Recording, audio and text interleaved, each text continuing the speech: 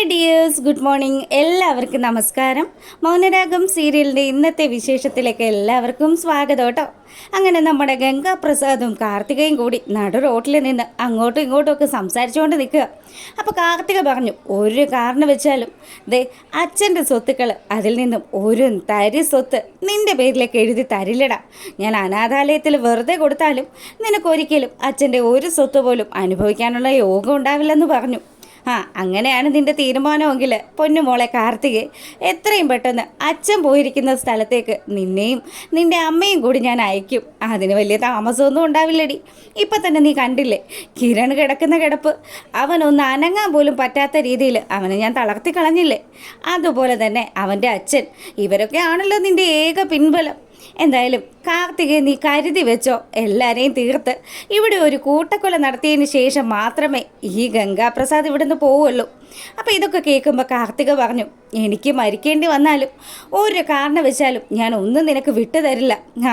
അത്ര ഉറച്ച തീരുമാനമാണെങ്കിൽ ഒരു കാര്യം ചെയ്യാം. ദേ നിന്നെ കൊന്നിട്ട്, നിന്നെ മാത്രമല്ല നിൻ്റെ അനുജത്തെയും കൊന്നിട്ട് ഞാനിവിടെ ഒരു സംഹാര താണ്ഡവം ആടൂടിയെന്ന് പറഞ്ഞ് അവൻ അവിടുന്ന് പോവുക.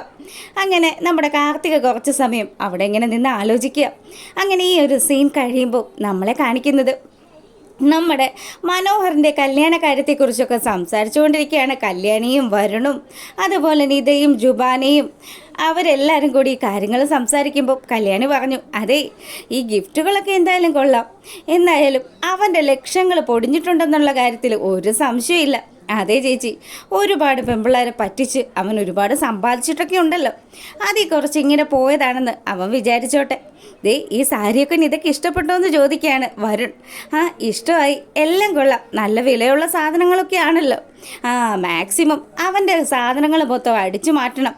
പിന്നെ ചേച്ചി ഓഡിറ്റോറിയം ബുക്ക് ചെയ്തോ? ഞാൻ 2-3 ഓഡിറ്റോറിയം ഒക്കെ നോക്കി വെച്ചിട്ടുണ്ട് വരണേ. അതിലേതാണ് ബെറ്റർ എന്ന് വെച്ചാൽ അത് നമുക്ക് സെലക്ട് ചെയ്യാം. പിന്നെ ഒരുപാട് ആൾക്കാരെ ഒന്നും വിളിക്കുന്നില്ലല്ലോ. എല്ലാം ചെറിയൊരു രീതിയിൽ മതി. ആ കല്യാണ ഉണ്ണിയെ ഒതുക്കുന്ന കൂട്ടത്തിൽ എനിക്ക് മറ്റൊരു ദുഃഖം കൂടിയുണ്ട്. എന്താ ചേച്ചി, എന്താ കിരണേട്ടൻ്റെ ഇപ്പോഴത്തെ അവസ്ഥ ഓർത്തിട്ടാണോ? അതല്ലടാ, എൻ്റെ കാർത്തിക ചേച്ചിയുടെ പിന്നാലെ ഒരുത്തൻ കൂടിയിരിക്കുന്നുണ്ടല്ലോ, അവൻ്റെ കാര്യം. അത് ചേച്ചി വിഷമിക്കണ്ട, അവനെയും നമുക്ക് ഒതുക്കാൻ പറ്റും. മനോഹറിനെ പോലെയുള്ള ഒരുത്തനെ നമ്മൾ ഒതുക്കുന്ന സ്ഥിതിക്ക് എന്തായാലും ദേ ഈ ഗംഗാപ്രസാദ് എന്ന് പറയുന്ന സാധനത്തിനെയും നമുക്ക് ഒതുക്കാൻ പറ്റും ചേച്ചി. അതുകൊണ്ട് ടെൻഷൻ അടിക്കുകയൊന്നും വേണ്ടാന്ന് പറഞ്ഞ് നമ്മുടെ വരുൺ കല്യാണിയെ ആശ്വസിപ്പിക്കുക. അപ്പം നിതയും അതുപോലെ ജുബാനയൊക്കെ പറഞ്ഞു, കല്യാണി ചേച്ചി ഞങ്ങളുടെ കൂടെ ഉള്ളതാ ഞങ്ങളുടെ ഏറ്റവും വലിയൊരു ബലം. പിന്നെ ആ കല്യാണ ഉണ്ണിയുടെ കാര്യത്തിൽ എന്തായാലും കുറച്ച് ദിവസങ്ങൾക്ക് ശേഷം ഒരു തീരുമാനമാകുമല്ലോ. അതുപോലെ തന്നെ ചേച്ചി പറയുന്ന ഈ ഗംഗാപ്രസാദിനെയും നമുക്ക് നിഷ്പ്രയാസം ഇല്ലാണ്ടാക്കാൻ പറ്റും. അതുകൊണ്ട് ചേച്ചി വിഷമിക്കുകയൊന്നും വേണ്ട. അങ്ങനെയാണെങ്കിൽ ഞാൻ പോയിട്ട് വരാമെന്ന് പറഞ്ഞ് നമ്മുടെ കല്യാണി അവിടെ നിന്ന് ഇറങ്ങുമ്പോൾ ദേ നമ്മുടെ മനോഹർ സമ്മാനിച്ച ഗിഫ്റ്റുകളൊക്കെ നോക്കി ശരിക്കും വലിയ സന്തോഷത്തിലിരിക്കുകയാണ് വരുണും നിതയും ഒക്കെ. കോടികളുടെ സ്വത്തുക്കൾ അടിച്ചു മാറ്റാമെന്ന് പറഞ്ഞ് അവൻ അങ്ങനെ മോഹിച്ചിരിക്കുകയല്ലേ. അവൻ പാപ്പരാകും എന്തായാലും. അങ്ങനെ ആ ഒരു സീൻ കഴിയുമ്പോൾ നമ്മളെ കാണിക്കുന്നത് ക്ഷേത്രത്തിൽ പോയി മടങ്ങി വരുന്ന കാർത്തികേയും ലക്ഷ്മിയമ്മയുമാണ്. അപ്പോൾ ഇവരുടെ അടുത്തേക്ക് കല്യാണി വന്നു. കല്യാണിയെ കണ്ടതും കാർത്തിക പറഞ്ഞു, മോളെ ഇന്ന് എൻ്റെ അച്ഛൻ്റെ ആണ്ടാണ്. എന്നിട്ട് ബലിയിടാൻ വേണ്ടി വന്നതാണോ നിങ്ങളെന്ന് ചോദിച്ചതും, അതെ മോളെ, ഇത്ര വർഷമായി അദ്ദേഹം മരിച്ചിട്ട്, എന്നിട്ടും ഇപ്പോഴും എൻ്റെ ഈ കാർത്തിക മോള് ബലിയിടണമെന്ന അദ്ദേഹത്തിൻ്റെ ആഗ്രഹം. മരിക്കുന്നതിന് മുന്നേയും പറഞ്ഞു, ഒരു കാരണവശാലും ഗംഗാപ്രസാദിനെ കൊണ്ട് ഒരു ചടങ്ങും ചെയ്യിക്കരുതെന്ന്. ഇപ്പോഴത്തെ മോൾക്കാണെങ്കിൽ ആ അച്ഛനെ ഒരുപാട് ഇഷ്ടമായിരുന്നു. ആ അച്ഛന് വേണ്ടി എന്ത് ചെയ്യാനും മടിയില്ലാത്ത ഒരാളാണ് ഈ നിൽക്കുന്ന മോള്. പിന്നെ ഞങ്ങൾക്ക് ആകെയുള്ളൊരു വിഷമമെന്ന് പറഞ്ഞാൽ ഞങ്ങളെ സംരക്ഷിക്കുന്നതിൻ്റെ പേരിൽ മോളുടെ വീട്ടുകാരും കിരണും സേനൻ ചേട്ടനും ഒക്കെ ഒരുപാട് വിഷമിക്കുന്നില്ലേ. അവരെയൊക്കെ ആ ഗംഗാപ്രസാദ് ഏത് രീതിയിൽ തകർക്കാൻ നോക്കും. അതുകൊണ്ട് ഞങ്ങൾക്ക് പറയാനുള്ളത്, മക്കളെ, ഞങ്ങൾ എങ്ങനെയെങ്കിലും ജീവിച്ചോളാം. നീ ഒരു കാരണം വെച്ചാലും ഈ കാര്യങ്ങളും പറഞ്ഞ് അവനോട് ഏറ്റുമുട്ടാൻ നിൽക്കണ്ട. ഇപ്പം തന്നെ അവൻ എന്നെ കണ്ട് സംസാരിച്ച കാര്യങ്ങളൊക്കെ മോളെല്ലാം വിശദമായിട്ട് കല്യാണി മോളുടെ അടുത്ത് പറഞ്ഞതല്ലേ എന്ന് ലക്ഷ്മി അമ്മ പറയുക. ഇത് കേട്ടപ്പോൾ കല്യാണി പറഞ്ഞു, അമ്മേ എൻ്റെ ചേച്ചിയല്ലേ കാർത്തിക, അമ്മ എൻ്റെ അമ്മയല്ലേ, അപ്പോൾ അതുകൊണ്ട് തന്നെ നിങ്ങൾ രണ്ടുപേരും എനിക്ക് വേണ്ടപ്പെട്ടവരാ. ചെന്നൈയിൽ നിന്ന് നിങ്ങൾ ഇവിടെ എത്തിയിട്ടുണ്ടെങ്കിൽ എന്നെ പ്രതീക്ഷയായിരിക്കുമല്ലോ. ഞങ്ങളുടെ സഹായം ചോദിക്കാൻ എത്തിയ നിങ്ങളെ ഒരു കാരണവശാലും ഞങ്ങൾ ആരും നിരാശരാക്കില്ല. എൻ്റെ കിരണേട്ടനാണെങ്കിലോ കാർത്തിക ചേച്ചി എന്ന് പറഞ്ഞ സ്വന്തം ചേച്ചി തന്നെയാണ്. അതുകൊണ്ട് നിങ്ങൾക്ക് എന്ത് കഷ്ടതകൾ ഉണ്ടായാലും നിങ്ങളോടൊപ്പം ഞങ്ങളുണ്ടാവും. അതിനിപ്പം മരിക്കേണ്ടി വന്നാലും അത് ഞാൻ സന്തോഷത്തോടു കൂടി സ്വീകരിക്കും എന്നുള്ള കാര്യം നമ്മുടെ കല്യാണി പറയുക. അങ്ങനെ അവരവിടെ നിന്ന് പിരിഞ്ഞ ശേഷം വീട്ടിലെത്തിയ ലക്ഷ്മിയമ്മ ഫുഡ് ചൂടാക്കാൻ എടുക്കുക. അപ്പോൾ ഈ സമയത്താണെങ്കിലോ കാർത്തിക എന്തൊക്കെയോ ലാപ്ടോപ്പിലും ചെയ്തുകൊണ്ടിരിക്കുന്നു. അങ്ങനെ അവരുടെ വീട്ടിൽ കോളിംഗ് ബെൽ അടിക്കുമ്പം അവൾ പോയി തുറന്നു നോക്കി. ലക്ഷ്മി അമ്മയുടെ കയ്യിലൊരു പാഴ്സലും കൊടുത്തിട്ട് ആ പയ്യൻ അവിടെ നിന്ന് പോയി. അങ്ങനെ ആ പാഴ്സൽ എന്താണെന്ന് തുറന്നു നോക്കാനായിട്ട് ഇരിക്കുന്ന സമയത്ത് ശരിക്കും നമ്മുടെ ലക്ഷ്മിയമ്മയും കാർത്തികയും ഒരേപോലെ ഞെട്ടി. എൻ്റെ ദൈവമേ, ഇതെന്താ ഇത്? ആരുടെയോ ചിതാഭസ്മമാണല്ലോ. അങ്ങനെയാണെങ്കിൽ അതിൻ്റെ ഒപ്പം ഒരു ലെറ്റർ കൂടിയുണ്ട്. ആ ലെറ്റർ എടുത്ത് വായിച്ചു നോക്കുമ്പോഴാണ് ഗംഗാപ്രസാദ് അവൻ്റെ അച്ഛൻ മരിച്ച സമയത്ത് കുറച്ച് ചിതാഭസ്മം എടുത്ത് സൂക്ഷിച്ചു വെച്ചിരുന്നു. അപ്പം ആ ചിതാഭസ്മത്തിൻ്റെ കൂടെ തന്നെ ഇനി കാർത്തിക എന്ന് പറയുന്ന നിങ്ങളുടെ മകളുടെ അസ്ഥിയും കൂടെ ഒഴുക്കേണ്ടി വരും. എന്തായാലും അത് നിങ്ങളെ ഞാൻ കാണിച്ചു തരും. ആ രീതിയിലുള്ള ഒരു ഭീഷണി കത്താണ് ഗംഗാപ്രസാദ് എഴുതിയിരിക്കുന്നത്. ഇത് കണ്ട് നമ്മുടെ ലക്ഷ്മിയമ്മ തകർന്നിരിക്കുക. ഈശ്വര, സ്വന്തം അച്ഛൻ്റെ ആണ്ടത് വലിയ ദിവസമായിട്ട് അന്ന് പോലും അവന് നല്ല രീതിയിലൊന്നും ചിന്തിക്കാൻ പറ്റുന്നില്ല. ഇവനെ പോലെയുള്ള ഒരു വിഷവിത്തിന് അദ്ദേഹം എങ്ങനെ സഹിച്ചിട്ടുണ്ടാവും?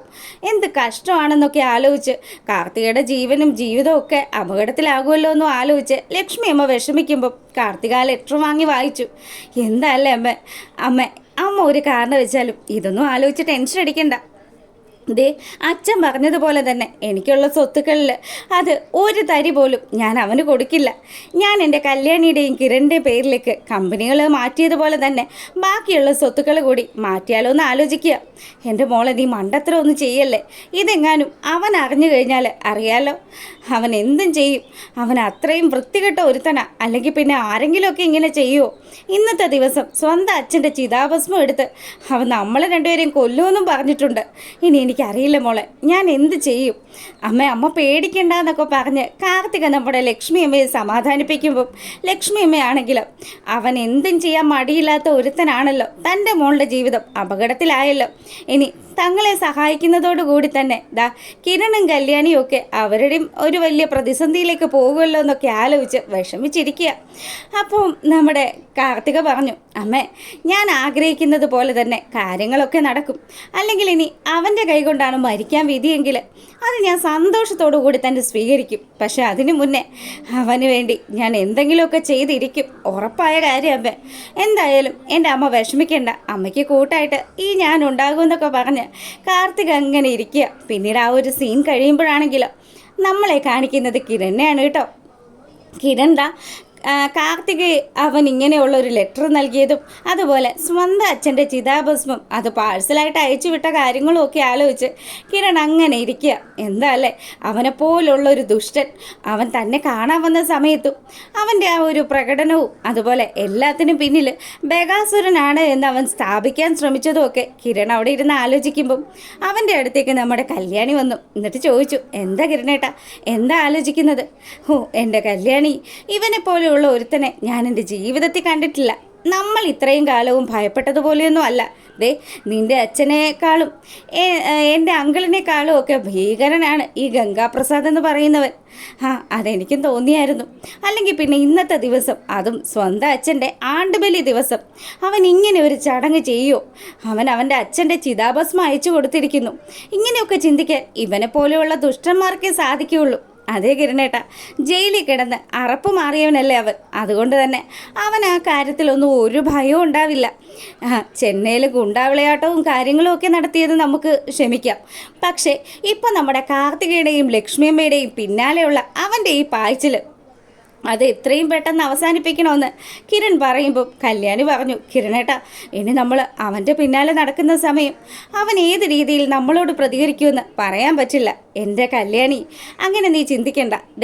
അവൻ എന്തായാലും അറിയാം ഞാനായിരുന്നു നിൻ്റെ ശക്തിയെന്ന്. അതുകൊണ്ട് തന്നെ അവൻ എന്നെ തളർത്തി കിടത്തിയത്. പിന്നെ അവൻ്റെ അടുത്ത ലക്ഷ്യം ഒരിക്കലും കാർത്തികയായിരിക്കില്ല, അത് നീ തന്നെ ആയിരിക്കുമെന്ന് കല്യാണിയെ ഒരിക്കൽ കൂടി കിരൺ ഓർമ്മപ്പെടുത്തി. അപ്പം കല്യാണി പറഞ്ഞു, എനിക്കറിയാം കിരണേട്ട, അവൻ അങ്ങനെയൊക്കെ ചെയ്യുമെന്ന്. എന്തായാലും അവനെ ഭയന്നൊരിക്കലും ഞാൻ ജീവിക്കില്ല. ഇപ്പം എനിക്ക് 10-26 വയസ്സായി. ഈ കാലത്തിനിടയ്ക്ക് എന്നെ എത്ര പേരെ കൊല്ലാൻ ശ്രമിച്ചിരിക്കുന്നത്. കിരണേട്ടൻ്റെ അങ്കിളും എൻ്റെ സ്വന്തം അച്ഛനും എൻ്റെ ആങ്ങളെയും അതുപോലെ ആ സരയും ഉൾപ്പെടെയുള്ള ഒരുപാട് ആൾക്കാർ എന്നെ കൊല്ലാൻ നോക്കിയില്ലേ.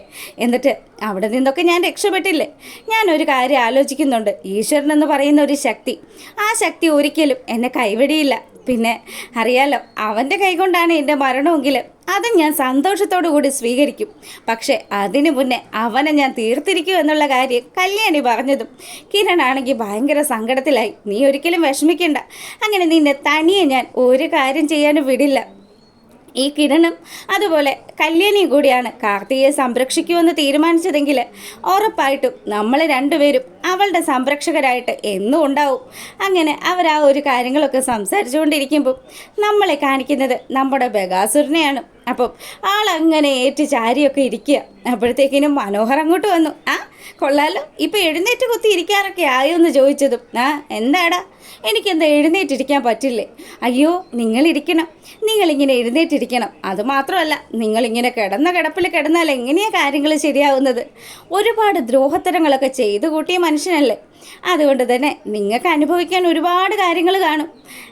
അതുകൊണ്ട് എഴുന്നേറ്റിരുന്നോ. പിന്നെ ഞാനിപ്പോൾ വന്നത് എന്താണെന്ന് വെച്ചാൽ നിങ്ങളെ കണ്ട് വിശേഷങ്ങൾ തിരക്കാനൊന്നും അല്ല. ദേ, എൻ്റെ കല്യാണം ഇങ്ങ് അടുത്തു. അപ്പോൾ എൻ്റെ കല്യാണത്തിൻ്റെ ദിവസം എൻ്റെ അച്ഛനായിട്ട് നിങ്ങളവിടെ ഉണ്ടാവണം. അല്ല, ഞാൻ എങ്ങനെ വരാനാണ്? ഞാനിപ്പോൾ ഇത്ര അവശതയിലല്ലേ കിടക്കുന്നത്. അതൊന്നും എനിക്കറിയേണ്ട അമ്മായിയപ്പ. നിങ്ങളുടെ മോളെ ഉപേക്ഷിച്ച് ഞാൻ പോകണമെങ്കിൽ അതും അറിയാമല്ലോ, കോടികൾ തരാമെന്നാണ് നിങ്ങൾ എന്നോട് പറഞ്ഞത്. എന്നിട്ട് അതിൽ നിന്ന് ഒരു നയാ പൈസ പോലും തരാണ്ട് ഞാൻ നിങ്ങളെ മോളെ ഉപേക്ഷിച്ച് ഇവിടുന്ന് പോകണമെന്നാണെങ്കിൽ ഉറപ്പായിട്ടും ഞാൻ പറയുന്ന കാര്യങ്ങളൊക്കെ നിങ്ങൾ കേട്ടേ പറ്റുള്ളൂ എന്ന് മനോഹർ പറഞ്ഞു. അത് കേട്ടതും, ആയിക്കോട്ടെ, ഇനിയിപ്പം എഴുന്നേറ്റ് നടക്കാൻ പറ്റില്ലെങ്കിലും ഞാൻ ഇഴഞ്ഞു വലിഞ്ഞിട്ടാണെങ്കിലും എൻ്റെ മോൾക്ക് വേണ്ടിയിട്ട് നിൻ്റെ കല്യാണത്തിന് പങ്കെടുത്തിരിക്കും. അതാണ് വേണ്ടത്, അതായിരിക്കും നല്ലൊരു കാര്യം എന്നൊക്കെ പറഞ്ഞ് മനോഹർ ഇങ്ങനെ ഇരിക്കുക. അപ്പം ബഗാസുരൻ പറഞ്ഞു, അതെ, നീ ഇവിടുന്ന് പോയി കഴിഞ്ഞാൽ നീ രക്ഷപ്പെടും. പക്ഷേ ഞാനും എൻ്റെ ഭാര്യയൊക്കെ എൻ്റെ മകളെ കാര്യങ്ങൾ പറഞ്ഞ് ധരിപ്പിക്കാൻ ഒരുപാട് കഷ്ടപ്പെടേണ്ടി വരും. അതൊക്കെ നിങ്ങൾ ചെയ്യുമെന്ന് എനിക്കറിയാമല്ലോ. അപ്പുറത്ത് അവളുടെ സ്വന്തം അമ്മയുണ്ടായിട്ട് അവർക്ക് ഒരു നിമിഷം പോലും നിങ്ങൾ മോളെ കാണിച്ചു കൊടുക്കാൻ തയ്യാറല്ലല്ലോ. അങ്ങനെയുള്ള നിങ്ങളും നിങ്ങളുടെ മോളും നിങ്ങളുടെ ഭാര്യയൊക്കെ അനുഭവിക്കണമെന്നൊക്കെ പറഞ്ഞ് മനോഹർ അങ്ങനെ ഇരിക്കുന്നതൊക്കെയാണ് ഇന്നത്തെ വിശേഷത്തിലുള്ള